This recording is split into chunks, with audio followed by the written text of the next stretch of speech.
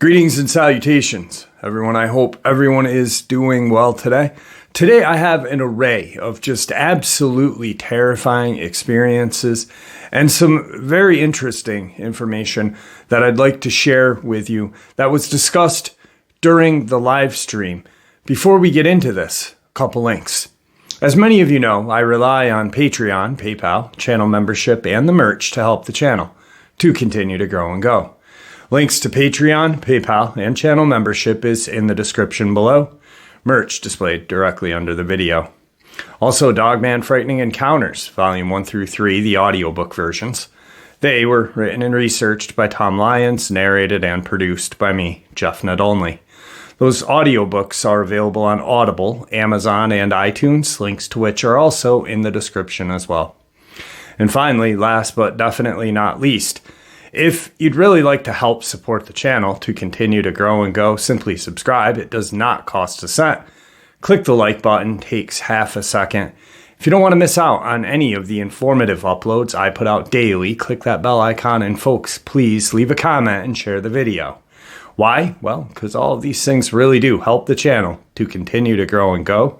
They are appreciated and they do matter. Now, everyone, I have taken far too much of your time. Let's jump into today's upload, shall we? All right, folks, so we'll start the upload off with some encounters, and then I kind of did a deep dive today. There were some interesting questions during the live stream, and I am not an expert. I've never met an expert in this field. I don't believe there are. I think we are all of equal information and knowledge when it comes to the paranormal and cryptids. So one of the questions was, what's up with the black helicopters? And that got me thinking. Actually, I thought about it the entire live stream. Just like, that's something I really want to look into. I jotted it down on a piece of paper. And I found a little bit of information that I want to share. Now, why it struck me as interesting, one, because it is these black helicopters more than likely are military or alphabet agency. And we know from experiences that have been shared, second-hand experiences, that sometimes when there is a cryptid that is going to be dispatched or whatnot, these helicopters come in. And interestingly enough, the helicopters are spotted around animal mutilations. And I remember when I was younger, there was a TV show that I had seen. And I'm 47, I'll be 48 in a couple days. But I remembered this for 40 years at least, that it was a show, I was watching it with my dad, and it was based on animal mutilation, cow mutilation and such. And it talked about black helicopters. And so I've been fascinated by the appearance of these helicopters during these strange goings on, just like you guys are. So let's get into some encounters, and then we'll jump into some information, and then probably finish it off with some more encounters. Before we get any further into the upload, I'd just like to apologize first and foremost. I was diagnosed with a terminal illness some years ago, manageable by medication, thank God.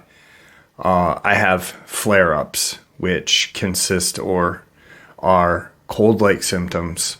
So I get fevers, I get congestion, muscle pain with nerve pain. I have severe neuropathy, and fatigue. So my throat I'm congested, but there's nothing I can do. So I apologize if my speaking gets raspy. Let's get into it. I'd been working as a park ranger at Little Buffalo State Park in central PA for about 6 months when I had my encounter. It was August of 2006. My partner and I were driving around the park at night to do a final check of the area for the evening. We were about halfway through our section of the park when we got a call from dispatch saying that there had been a camper who wanted us to come out and take a look around his RV because he had thought it had been vandalized or possibly broken into. We told dispatch that we'd be there shortly. We turned the vehicle around and arrived at his campsite within 5 minutes or so. When we got there, we found a gentleman in his mid-60s standing outside of his RV looking nervous. He walked up to the truck, and I asked him if we could take a look at his camper. His behavior was unusual, so he cautiously agreed and walked over to the camper with us, following closely behind. He was very nervous and kept looking around the entire time, almost like he was expecting something to jump out of the woodline. We took a quick look inside of the camper and found nothing that appeared to be out of place or missing. I asked him if anything had been taken from inside, and he said no, but there were some things that he thought were moved around during the short time he had been gone. I looked around for another minute or so before telling him that we didn't see anything wrong. If he had any other issues, to give us a call. Thanked him for calling us, and we started walking back to the truck. That's when my partner, an avid hunter, asked me, "Do you smell that?" I stopped walking for a second because honestly I didn't notice any kind of odor other than the normal smell of a state park, mildew, pine needles, etc. My partner has spent many hours in the woods, so he knows his smells. He told me that he smelled something that was trying to cover up its own scent. And now that he said that, that's when I noticed it. It was a very light odor, but definitely there. We looked around for another minute or so before my partner said, "I think we need to get out of here." We got into our truck and drove toward the main area of the park, which was about a mile away from where we were at the campsite. We navigated our way up the path, and as soon as we got onto the main road that travels through the park, we both saw it. It looked to be 7.5 feet tall walking along the road. I was driving, so I didn't get the best look at it, but my partner saw it walk into the road and in front of us.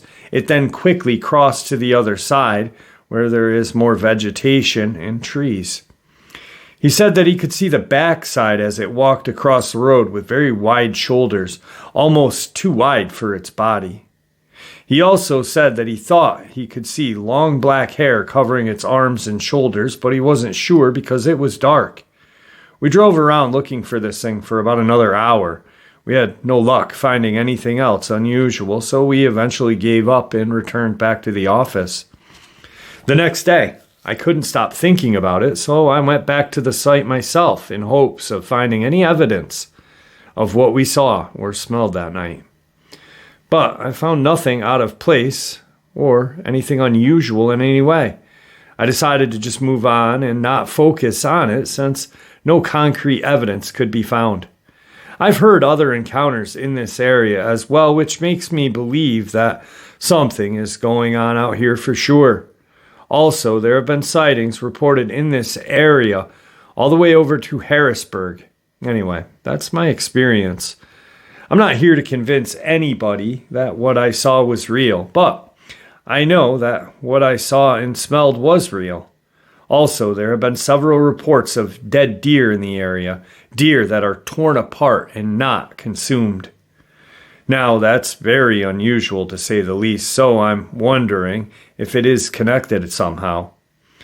The most common theory among hunters around here is something is killing the deer just for sport, and then covering up its tracks or scent with another odor to mask its own. I can't quite figure out how that would work, but that's what some people are thinking. In the end, I am not sure exactly what is going on. So just my 2 cents on that experience. Throughout the years of researching and looking into these accounts, Bigfoot usually takes the carcass with them. more commonly an animal or a cryptid known for hunting for sport would be a dogman. Not recently, but it seems more and more that these accounts of these shimmering like creatures, almost like the predator, are being seen in these wooded areas. And they are not new. There are experiences dating back to the 60s of creatures like this. There is even a couple at Skinwalker Ranch. What I think is strange is the covering of the scent. Would they kill the deer for fun? And then possibly like take out the musk glands or whatever they're called and use that to cover up their own foul smell? I don't know. It's just a little theory that I thought of when I read this the other day and wanted to share it with you guys. So let's get into today's second encounter. Today's second encounter is, I wanted to share this one because it is almost a straight line west of where the first encounter took place. Hours away, 3 hours away. But I looked it up and I was like, I wonder how far these two areas are apart, because obviously I talked about putting my map together and such. And it is almost a straight line going from east to west, 3 hours apart by car if traveling through woods and whatnot. Probably less for one of these creatures. I just thought it was interesting. I'm writing this for a friend, so this is a secondhand account. He now wears a bulletproof vest and carries a gun every day because of this. He said that there are 8-foot-tall creatures resembling reptilian-type beings surrounding his home at night. They get into his head and communicate strange things like the end of civilization and that only a small group of humans will survive. Sometimes they get physical, and then there is a loss of consciousness. They mimic his voice when he yells out into the woods at them. It starts off sounding strange, and they repeat it over and over until they get it exactly duplicated, until it gives him the chills and goosebumps. He shoots at them, and then a light smacks the bullets out of the air. When the light hits the bullet, it makes a loud slapping noise. He finds the bullet in the yard in the morning. Some of them are perfectly shaped, and some are flat, like they had been hit by a train. Since the guns and bullets did not work, he has tried using a knife. He was able to stab one, and it yelled. He used a bear trap once. It snapped shut, and the thing screamed. The trap was gone in the morning. There is so much more to his experiences that I don't know and cannot remember, but he would like to share this. They don't seem to be able to come into his house for some reason. Humans might be working with them as well. At the same time that these incidents are taking place, someone shot his dog. The dog was placed in a box and left on his front door of his house with a note, "Don't forget." It sounds sort of like the Mothman prophecy stuff to me. Strange. The only way he sees himself actually being able to kill one of these creatures is by stabbing it while it is dragging him away, and hopefully it bleeds out before it takes him where it wants to go. Like I said, there is so much more to his experiences that only he knows. He wants to find out how to get rid of these creatures. This was submitted to MUFON. Today's third experience, this Dogman encounter is... Actually, it's multiple experiences, and this gentleman actually took a lot of time to document it. Almost like the gentleman that had multiple experiences with crawlers throughout the years of his life, and he documented them all. This is well documented, and I'm looking forward to sharing this with you all. Just so that you have an idea of my background, knowledge, and experience, I grew up all over the rural southern U.S., from Appalachian Mountains to the swamps, backwoods, and bayous of the deep South, where I spent most of my free time deep in the woods up until my early 20s. I spent most of my time hiking, camping, hunting, fishing, and have always felt at home and at peace miles from nowhere. The more remote, the better.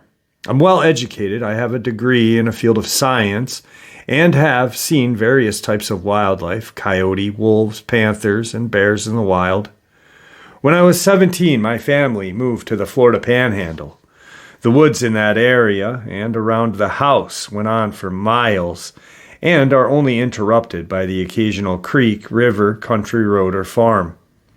There really are many miles of woods that see very little traffic out there. I was told by the locals that the area around the house had a special significance to the Native American, and on a few occasions people alluded to things being odd in the area, but no one ever told me anything specific. If anything, the few who seemed to know anything got weird and quiet if I pressed them about why they made the remarks about the woods. So I dismissed it and lived my outdoor life as I normally would. On one occasion, some friends came over to our property. We decided to go camping. We went down by one of the creek bottoms a mile behind the house to hang out for a while, but after remembering all of the water moccasins that hung out down there, I decided against camping out there out of concern that someone may get bit by a snake in the dark. There were lots of cottonmouths down there, and they are more active at night. So around dusk, myself and another kid went back to the house, and the other two were still going to camp there for the night. Probably an hour after dark, the other two showed up looking shaken. They said that they were going to go to sleep inside as well. They seemed spooked, but when I asked them if something was wrong, they got weird and clammed up. The next day, we went back to the creek bottom to goof around and do the teenage stuff. One of my friends had brought a rifle, which he seemed eager to try out. It was one of those old Chinese SKSs. We were messing around the campsite they had abandoned the night before when one of them commented on seeing something that looked like an invisible thing from the movie The Predator. I thought they were being silly, but they insisted. So we went and looked and saw nothing. A little while later, the friend with the rifle fired a shot into the trees, which was immediately followed by a huge splash into the creek. When I looked at the creek, I saw large waves from the impact, like someone had thrown something very large into it with a lot of force. For a fraction of a second, I thought I saw something brown and blurry in the creek, but before my eyes could even focus on it, nothing was there to be seen, yet there were waves still moving. It was very strange. I was surprised. I didn't know that he intended to shoot at anything, and had been looking the other way. My other friends didn't seem to know what had happened either. We asked him what happened, what he saw. I saw a large hairy thing up there on a large limb in the tree and shot it. I know that was absolutely irresponsible of him. I asked him what he just shot. Was it a raccoon or something? No, he said. It looked like something straight out of a zoo, kind of like a big monkey or something, but it had the face that was looking at me. I must have hit it because it fell into the creek. All of this happened in less than a minute, and we ran the 20 feet over to the creek, where Will had heard the splash. There was still a slight disturbance in the water, but we never saw a thing. When I questioned the friend, he reiterated what he saw, a hairy thing that reminded him of something similar to a baboon looking at him from atop of a large limb in the tree, but he repeated, it had a face, and it was looking at him. I asked him, what do you mean it had a face? Like a human face? No, it wasn't human, but it didn't look like any animal face I had ever seen. it didn't look like a monkey's face either. It was just different. We searched the banks and looked around but didn't find anything. We even walked down the creek a good ways to see if he had killed something and maybe it floated down the stream. We never found anything, no blood, no tracks, no fur. But whatever had happened, he had irresponsibly shot at something, and even if out of surprise it had fallen into the creek, but we never found any sign of it. It was shortly after this that things started feeling weird, a little eerie, and we called it a day. I never knew what to think of that event, and I think I had written it off as something that either just didn't make sense or some kind of crazy, very successful prank. I even asked the other two guys if they were screwing with me, and they swore that they had no idea what was going on and had done nothing. One of them did see him fire the rifle, but didn't know what he was shooting at. He said he saw something fall in his peripheral vision, but when he looked into the creek, there was nothing there. Life continued on as normal, and I spent a lot of my free time hiking, exploring, and looking for fishing holes off of the small creek. At some point after this, I started having weird experiences in the woods periodically. Sometimes, usually late in the day or at dusk, I would get that feeling like I was being watched. The feeling wasn't there most of the time. It would just happen on occasion. I started noticing that sometimes in the evening, I would hear strange animal noises from the surrounding woods. A few times it sounded like blood-curdling screams. Once it sounded like a roar. And a few times it sounded like some kind of odd bird-like cry, similar to that of a peacock. Being familiar with animals, I always tried to deduce what animal was making the noise. I concluded that the screams must have been a panther, the roar possibly a bear, but the peacock noises made no sense. There were 3 neighbors within 1.5 miles on that isolated road, and none of them had a peacock. Then, late one evening, I heard more intimidating scream than before. It just sounded bizarre and caused a sense of fear and dread. The scream sounded like a woman being murdered. I don't know how else to describe it. It was high-pitched, shrill, and loud, but it sounded too loud and lasted too long to be a human. I figured it must have been a panther, but it didn't feel right and sent chills down my spine. It was during the last bit of twilight before total darkness, and I hurried my ass back to the house.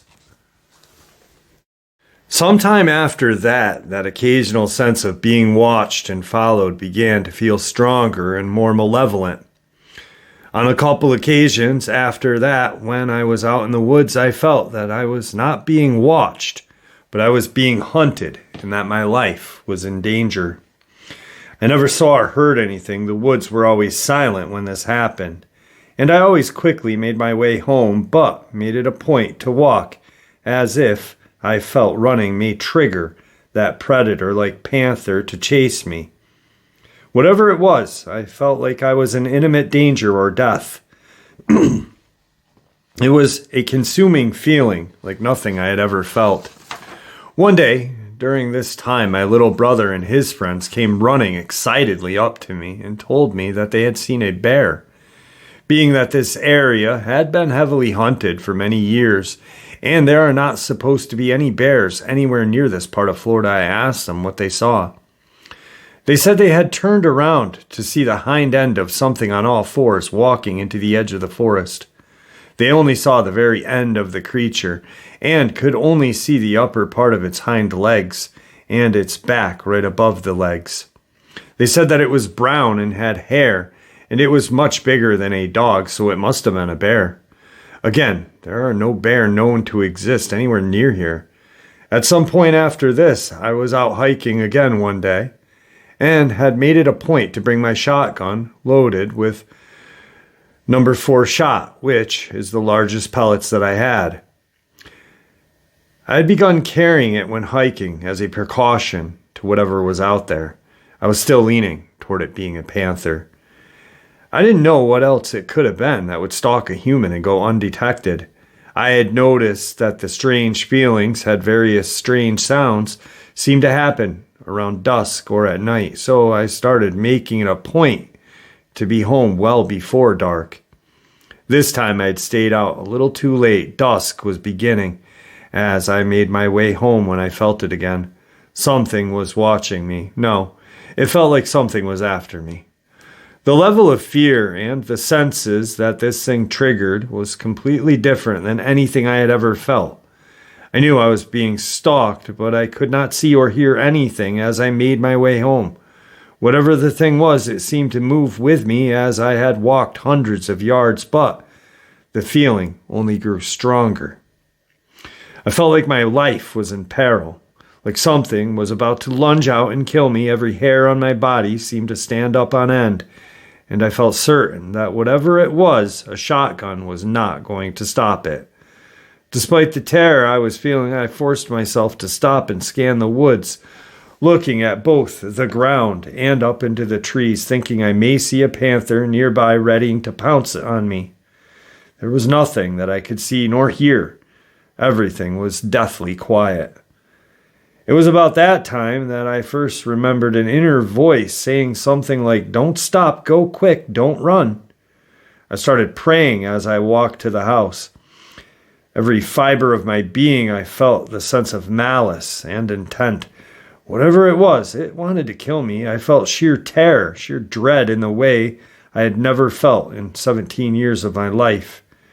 I remember I grew up in very rural areas full of remote, isolated spots. Those places were where I felt the most at peace. Animals didn't scare me, but whatever this was, it did. That feeling was terrifying and consuming. It was all that I could do to walk home clutching the useless shotgun, praying to God to protect me. And he did. Usually when I got home within 200 to 300 yards of the house, the feeling would subside. This time the feeling followed me right up to about 50 yards from my house. I continued praying, and as I reached it, that feeling eased off, but I felt like whatever it was nearby watching.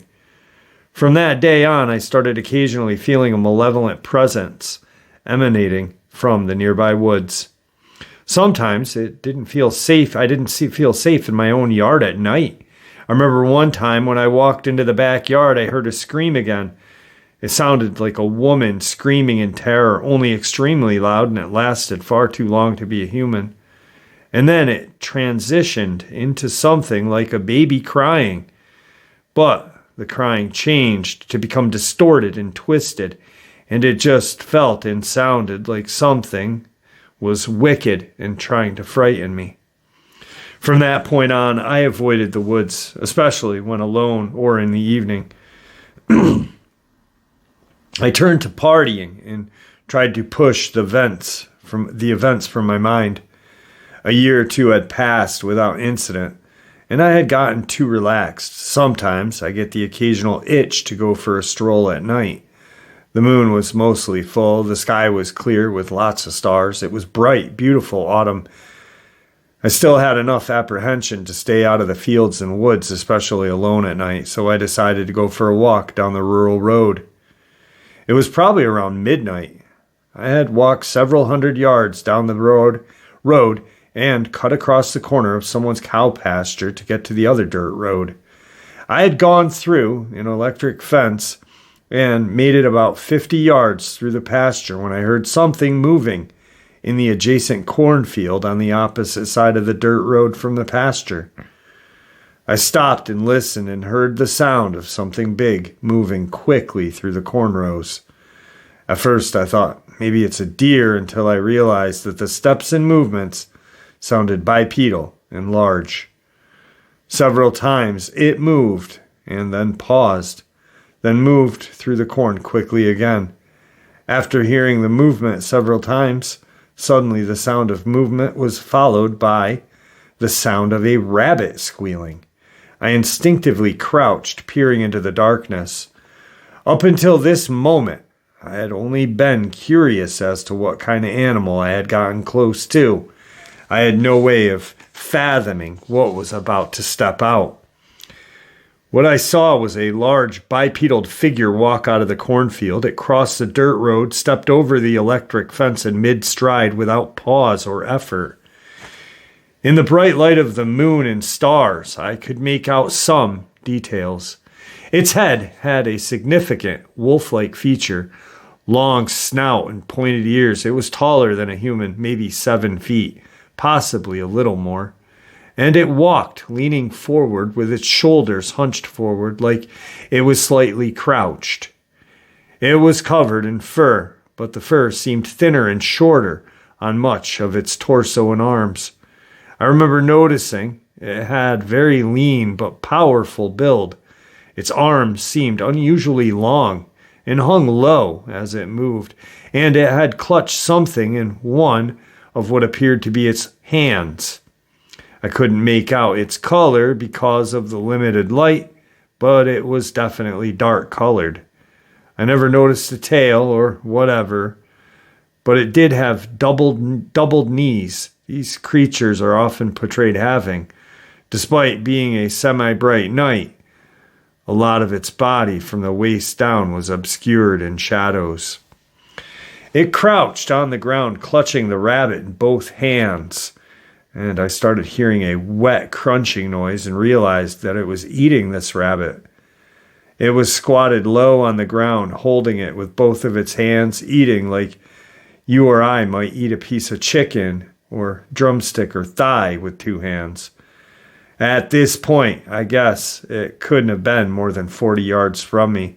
It's hard to remember details you didn't think about at the time many years later. I had on camouflage jacket and jeans, and I remember trying to make myself small while crouching in hopes that it would not notice me when it paused and sniffed as if smelling something. Then it raised its head up and sniffed again. It was at that moment I thought, shit, I hope it's not smelling my scent. At that moment it looked directly at me and emitted a low, guttural growl. I swear its eyes flashed a red, something that I have never seen an animal do without light reflecting into them. It was less bright than when a light reflected directly into an animal's eyes, but distinct enough. I could see the red eyes briefly flicker in the darkness. This didn't appear to be reflected light. It appeared to come from the creature itself for a split second and then disappear. Bizarre, I know. Looking directly at me, the creature stood up like it was challenging me and growled this low growl that I heard from 40 yards away or less. At that moment, I felt fear overwhelm me. I had this overwhelming urge to haul ass back to the house, but something inside,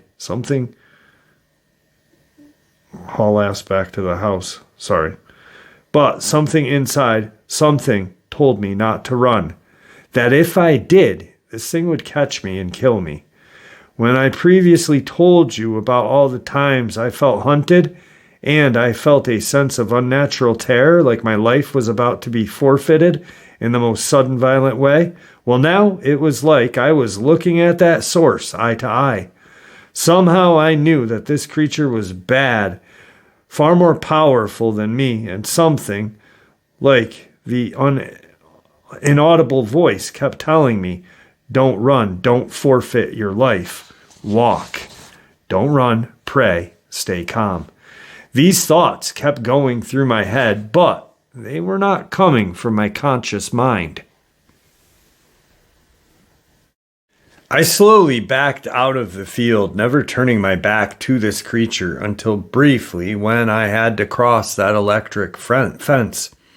Even then, I tried not to turn my back completely to it and keep one eye on it. At this point, it had moved deeper into the shadows of the pasture and was moving parallel to my direction. I would occasionally hear it moving through the field, still staying parallel to me as I began to walk down the paved road toward my house. As I moved down the blacktop, I came to a section of woods with no homes or lights nearby. I had to walk through at least a few hundred yards of wooded road to get back to my house. And there was only one house on the way, no lights anywhere, nothing but woods. The thing tracked alongside me the whole way, moving through the woods in the darkness with absolute ease. Occasionally, I would hear a branch crack or a swish of vegetation, and a few times it stopped to growl that low guttural growl at me. It's odd how I could hear it growl. I don't think I would have heard a dog growl at that distance. The entire time I felt this overwhelming sense of dread, fear, and inescapable death. I continued to listen to the internal voice and prayed hard that whole way. It kept telling me to walk, don't run, pray. I prayed. Oh, did I pray? I don't know if it was the voice or my intuition, but I somehow knew with absolute certainty that if I did run, this thing would have killed me. There was something symbolic about the act of fleeing from this evil, and I knew if I did, it was over. As I walked through the dark wooded stretch of road, I remember wondering if any of my remains would be found, and if so, what would they claim killed me? I kept feeling like I was going to be killed at any moment. Time was dragging. It seemed like forever until I got close to my house. I finally reached the driveway and even walked backward up the hill to the house because I did not, once again, want to turn my back on this creature. Sure enough, it was across the road from my house, growling from the edge of the tree line and brush. I finally bolted when I got about 10 yards from the door. I ran through the house, locking the doors and grabbing my old shotgun, even though I felt for certain the small game loads I had in it wouldn't do a thing but piss it off. I was too afraid to look out the windows, as I knew it was outside, and feared seeing it looking back at me through the window. The feeling this thing had given me was not just dangerous, it was evil, wicked, and unnatural. I sat in my room praying, if memory serves, until dawn broke. A few weeks later, maybe months, sorry, it's been a while, my little sister came downstairs sometime at around 1 a.m, white as a ghost. She was terrified. You could see it all over her. When I asked my family what was wrong, they told me she saw a bear crouched outside of her window. She had woken up to a terrifying feeling. She knew something was watching her sleep, and when she looked at the window next to her bed, she saw a bear with big red eyes staring at her. My sister slept in the bedroom on the second floor, but the garage adjoining that part of the house was a one-story. Something had climbed up the roof of the garage and had been intently watching her through the window. I asked her point blank if she was sure it was a bear. I could tell she was terrified and didn't want to acknowledge something. She responded with, "It was covered in fur, it had big red eyes and staring at me while I slept through my window." I was asleep when I woke up with a feeling of terror. I knew something was watching me. I felt like it was bad. I was generally too afraid to go back into the woods around my house after that, but when I did summon up that courage, I would periodically have to abruptly stop the hikes in the woods near the house. Everything would be fine, and then I would suddenly become overwhelmed with the ominous feeling that I was living on borrowed time, that creature was stalking me and it was about to get me. I almost always felt immediately, feeling like a shotgun in my hands that I was carrying was useless. On multiple occasions when this happened, I felt the inner voice again, telling me to leave now, walk, don't run, and pray. On a couple of occasions that I lingered momentarily to scan the woods for the creature, I never saw a thing, but it felt like it was growing closer and the danger grew more intense. It was around this time that I found someone's white domesticated rabbit hanging from a tree branch in the woods, disemboweled, and its eyes were plucked out. It was hanging from a branch maybe 5 feet off the ground. It struck me that it was like it was meant to be seen or found, as if it was placed in a highly visible location right behind someone's property line, at eye level at the edge of the field beside the woods where this thing seemed to frequent. It just seemed significant. It was about at that time that I learned the natives lived on a nearby adjacent property who were reputed to use blood magic. I was told this by another Native American who told me to stay away from them. We lived near a reservation, and multiple natives had told me about someone that is known as a shapeshifter, someone who had reportedly demonstrated their ability to shift into an animal, and they had ties to this family. The few times someone told me this, they always acted like it was taboo. I don't know if it's relevant, but it feels like it is all connected. A couple of years later, a friend of mine came to pick me up to take me to the nearby city. We pulled out of my driveway after midnight, and down the road from my house we saw a pair of huge wolves standing a few feet from the road, calmly watching us. Even staring at the car from a few feet away we passed, their presence and behavior seemed and felt very unnatural. And my friend, who had grown up there, freaked out. He became pale, sweaty, and started stuttering, telling me, "Those are wolves. Those are huge." The only wolves in Florida are a few red wolves, which almost look a lot like large coyotes. They have reddish-brown coloring and are very small for a wolf. These individuals were silver and gray and black, and I guess they looked to weigh about 140 to 180 pounds. One was smaller than the other, and when I looked at them, I instinctively knew they were a pair, a male and a female.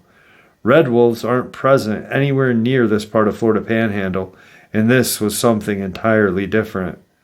I questioned my uncle, a state biologist and a huge outdoorsman,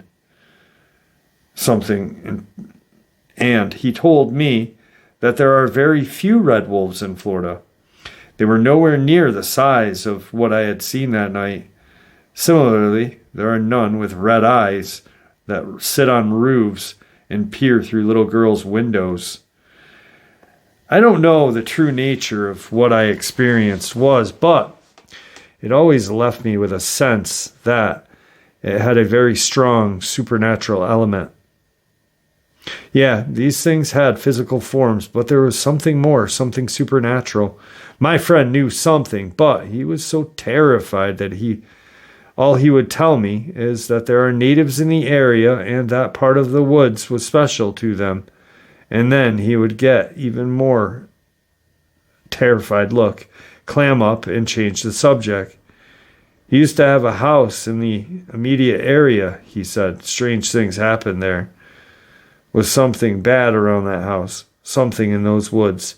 He said that their house mysteriously burnt down one day when no one was home. They had rebuilt it, and it caught fire and burned down a second time when no one was home. Whatever happened spooked him so much that they bought a new home many miles away, and he was spooked to even think about it.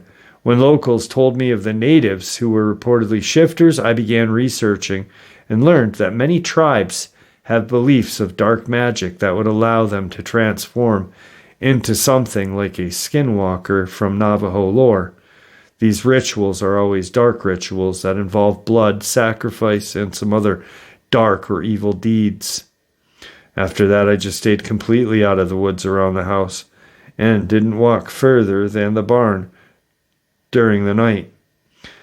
There were several incidents, more loud, piercing screams at night. Once or twice, I heard that baby thing that was crying in the woods in the middle of the night. As I thought to myself, that's no baby. Something's trying to lure me out there and screw with me. The sound changed from a very distinct sound of a baby into something wicked, unnatural, almost evil, a twisted mockery of the sound of a baby crying. I felt it was literally trying to mess with me, trying to install terror and let me know that it was there. One time, I had to talk to my brother and a friend about going out into the woods to look for the baby, And again, as soon as everyone agreed that there could not possibly be a baby crying in the woods in the middle of the night, the sound changed into something so wicked which would curdle your blood. There was also another occasion we heard puppies crying out in a ditch at the edge of the woods in the middle of the night. Once again, a couple of the friends wanted to rush out there to rescue the puppies. And once again, as soon as I pointed out that it couldn't possibly be puppies in the woods in the middle of the night, the sound changed again, almost like something evil is trying to create the most disturbing sounds. Shortly after this, I moved away and rarely visited home. After all of my encounters, years later, my family sold the house. All right, so what a crazy experience that man had, or experiences. And it took him years to finally be able to share that. I know that the person took a long time recording it all and then putting it together to be able to share, feeling comfortable enough to be able to share it all. One thing that I noticed is how he talked about the sounds that these creatures were making. And I wanted to talk about a couple things that go along with a crazy email that I received yesterday. A woman emails me saying, "You're a Dogman and paranormal channel. You shouldn't be talking about things like giants and angels and UFOs and deep underground military bases." And I said, I responded to her, one, it is my channel. I will talk about Muppets if I want. Two, it is all connected. And if you don't think or believe that, you may want to step back and re-examine where you think these things may have come from. There is years of research saying that these things, the military, the government, have connections to these creatures. And it struck me as odd. But so this guy mentions the experience that I just shared. He mentions once hearing sounds of a woman screaming bloody murder, which we've all heard those claims. But then a baby crying out in the woods, and that is not anything new. Going into Dulce, they talk about level 6 Nightmare Hall, where, it's privately called Nightmare Hall. There are multi-armed, multi-legged human-like creatures, humanoid bat-like creatures, creatures that are bipedal, hairy, with clawed-like hands. They don't talk about what the face look like, and I find that interesting. But that can mimic a baby.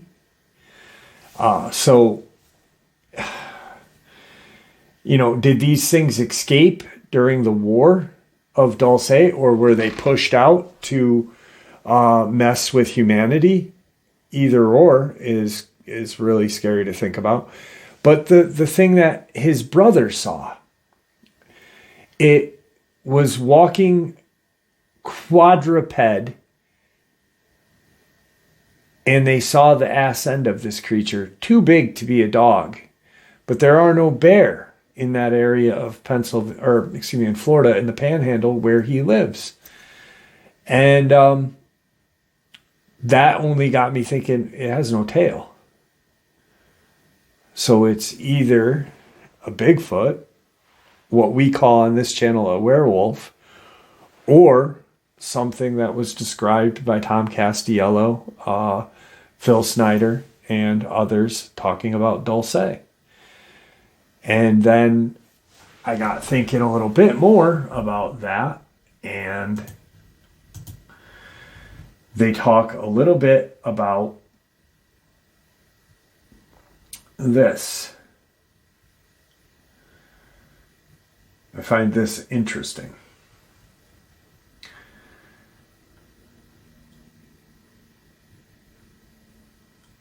As for the giants, some believe that these have a direct connection to a 10 to 12 foot Anakim people mentioned in the Old Testament who were driven out of Palestine, following which the Torah gives no further details as to their fate, although there have been many reports of such giants being encountered in large cavernous systems below Alaska, Oregon, California, Utah, Texas, and Mexico, and also reports of ancient grave sites in western United States and elsewhere where human giants have been reportedly discovered.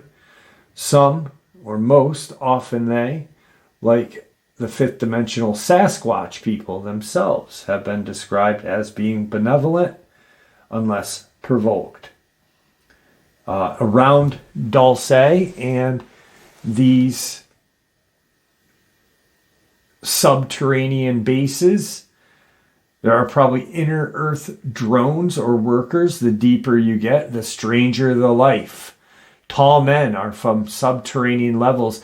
Lower yet are the dwarfed, deformed forms. I don't trust either or. There are other forms that both the tall men and dwarf men fear and loathe. They are similar to a Bigfoot in appearance, but extremely violent and enjoy eating whatever they find while still alive. They are subhuman and demented with an IQ of around 15. Are that feral people? To me, that sounds like a feral human. They're talking how Bigfoot or Sasquatch-like creatures don't even want to be around these kind of deformed human-like creatures that eat whatever they catch, humans, animals, alive. No. According to other sources, these lower-level Bigfoot-type creatures having more of a resemblance to apes than to a more human-like face, and features of much friendlier Sasquatch people who frequent the surface, dwell in wild cavern systems, some 6 or more miles deep, along with other very large and dangerous insect and quadruped or serpentine reptilian forms. Something right out of the Hadean nightmare. This is according to a report investigated some years ago of a group of spelunkers who reportedly broke into a vast underground labyrinth west of Arkansas, where they encountered these types, as well as a friendly blue-skinned human claiming to be descendants from a family that survived an ancient global deluge by taking refuge within a large ship. These ancient people claimed that their ancestors had come to the Americas and discovered the cavernous world wherein they commenced to establish their hidden civilization. I find that very interesting. What large ship? Are they talking about the Ark? Noah's Ark? Probably. It's all biblical. Like I said in the beginning of a couple of years ago, I didn't even want to think on a biblical level. I never ever thought that cryptids were even. It honestly used to make me mad. But when I turned my life over to Jesus Christ, our Savior, I then realized that, yes, it is all connected, and like I said the other day, reading Gnostic information about this stuff in giants and Egyptian text and all that is not blasphemous. Because why is it not blasphemous, you might say? Well, because Jesus wants us to be informed. He wants us to learn. That's why he gave us this great, organic machine up here, this organic computer, is so we can learn about this stuff and be ready for whatever's going to happen next. All right. So the next thing I wanted to talk a little bit about was this, which I found very, very interesting.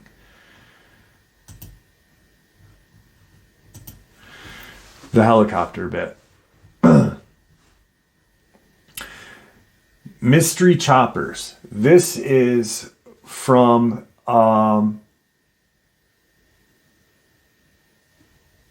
Bill Cooper's alter ego, Commander X. Do I have that book down here? I don't have his books down here. I have them upstairs. But Commander X wrote, Bill Cooper wrote a bunch of books under a pseudonym called Commander X.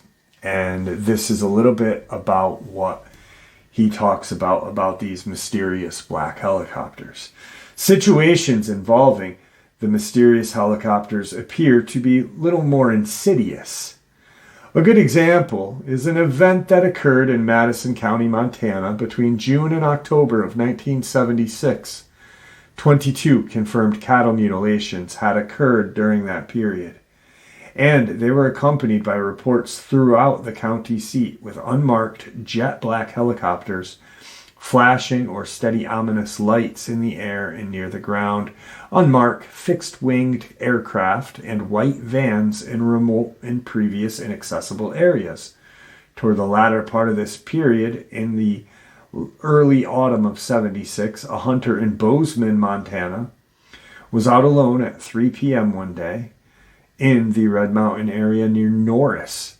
He watched as a black helicopter without markings flew overhead and disappeared below a small hill. The curious hunter climbed to the top of the hill.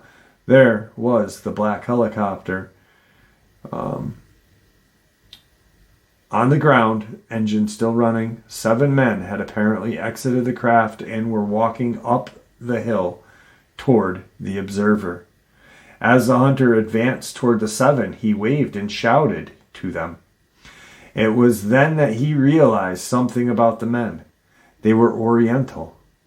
They had olive-like skin and Oriental-like eyes and were jabbering among themselves in a strange language. They wore everyday clothing, not uniforms.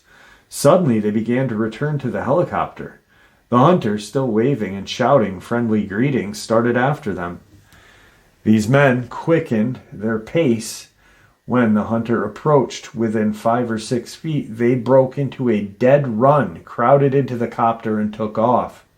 In a documented mystery helicopter wave in England, accounts place Oriental-appearing occupants in an unidentified copter. Once again, Oriental-like eyes with olive skin. Oriental-seeming occupants have been a staple at the heart and at the periphery of UFO accounts.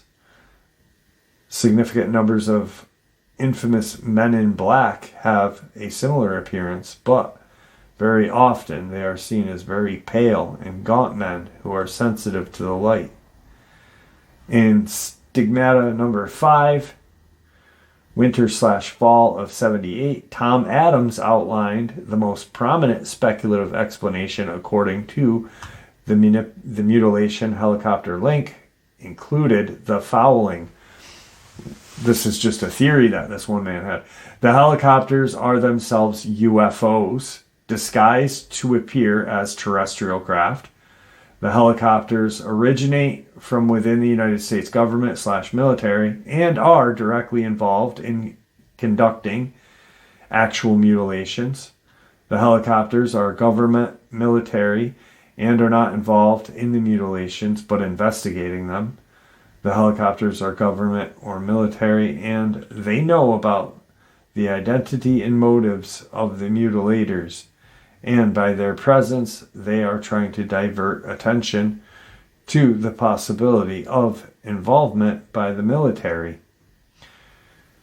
The answer, was far as Tom Adams concerned, could be a combination of all of the above. There also had been speculation that they were involved in biological experiments with chemical or biological warfare, or the geobotanical pursuit of petroleum and mineral deposits. On one occasion, an Army standard type scalpel was found at a mutilation site.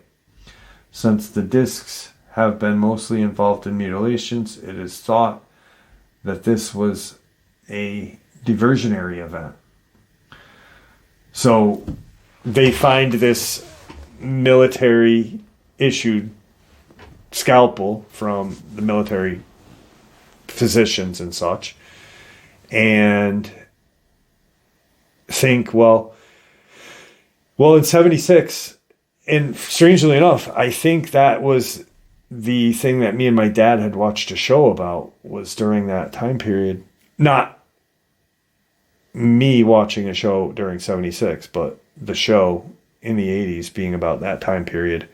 So what happened is the Army or the military or government came in, landed quick, put a blade close to the carcass and out of there, because they didn't want anyone to know about the mutilations yet. And if they did find out, oh, it was the Army. Why would they blame the Army? That's not going to work. That's not going to fly with the civilian world. We're going to ask questions. These events, or the discussion of them, is just a precursor to the actual revelations of what is behind the mutilations. Alien acquisition of biological materials for their own use. To discuss this in logical and a sequential manner, we must review what has been really going on right under our noses. Direct interaction with extraterrestrial biological entities, EBEs. To discuss that, however, we must attempt to start at the beginning with what we know to be true. So, a little bit of information on the helicopters. It's what I could find out. I kind of like what they said about it. I think it's pretty cool.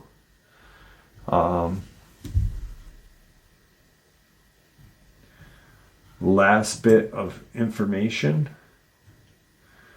Actually, I'll save this for another day. This is a very interesting all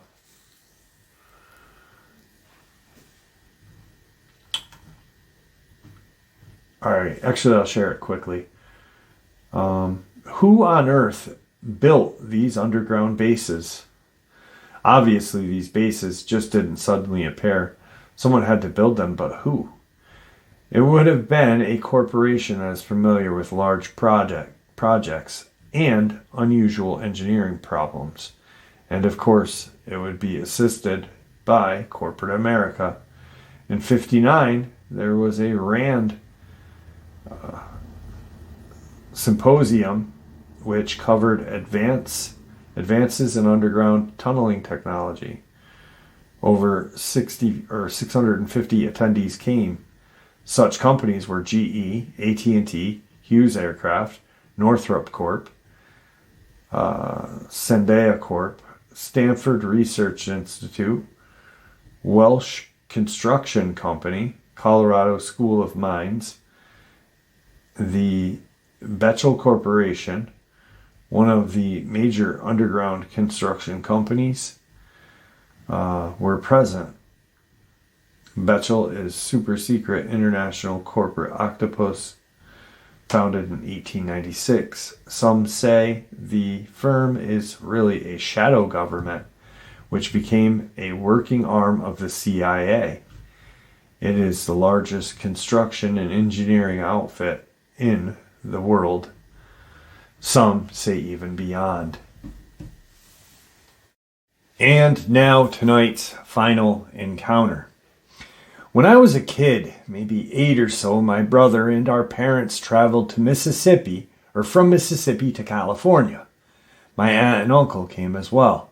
Us in a car and them in the RV. We stopped somewhere in west central Texas for the night. We all slept in the RV. Sometime in the middle of the night, everyone was asleep, and I awoke, feeling strange. I sat up looking out the window and saw, I really don't know what I saw, what appeared to be men walking on 2 feet. But they had fur and looked very similar to wolves. As a late teen, I lived in Lincoln County, Mississippi, and went to a friend's house for the weekend, who lived way out of town down a gravel road with 2 houses and an old still that belonged to my friend's family. So, of course, around midnight, we snuck out and walked to the still about a half a mile away.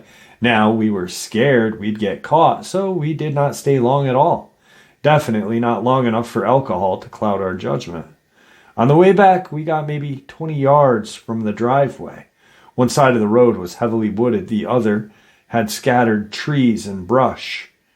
We heard something moving in the brush, almost simultaneously stopping, and turned in the direction. Next was a growl that scared me worse than I'd ever been scared before, and haven't felt like that since then. We both took off running, not daring to look back because we could hear it. We made it inside and never said a word to each other until the next day. We just sat staring at each other. My brother-in-law and his wife live next door to us. There's probably 200 yards between the house and a slim wood line that was cleared, a small trail through to go back and forth. At the time my son was 10, he and I rode over there on a 4-wheeler for something and returned home shortly after. I pulled into the carport at the back end of the house, and my son hopped off the ATV first. He said, "Mom, what is that?" pointing toward the wood line we had just come from. When I turned, there was something very tall with fur covering its body walking in the wood line. It moved kind of slow and smooth. I remember thinking it looked almost like it was floating. It moved so smoothly, but it was walking. I could clearly see that. We got my brother-in-law to all drive us back out to that part of the property, and found nothing. This one didn't scare me as much as the others. It amazed me more because I was like, it knew, or I knew it. Not many believe me, but I will still share this. Thank you. All right, folks, and with that is today's upload. Once again, I'd like to thank you all for supporting the channel. It is, after all, your support that helps this channel to continue to grow and go. What gives folks like you and I a place to share our experiences and theories, judgment-free, simply treated with the respect that we all deserve. That is all because of you, so thank you. Everyone, please stay safe, happy, healthy, and ever vigilant, keeping an eye on our children, the most precious gift we are given, our pets, the greatest alarm system we could ever have, and our family and friends, the ones that mean the most. Share this information with those you love and care about, because it may just save their lives someday. And until next time, never stop asking questions, never stop searching for the truth, and God bless.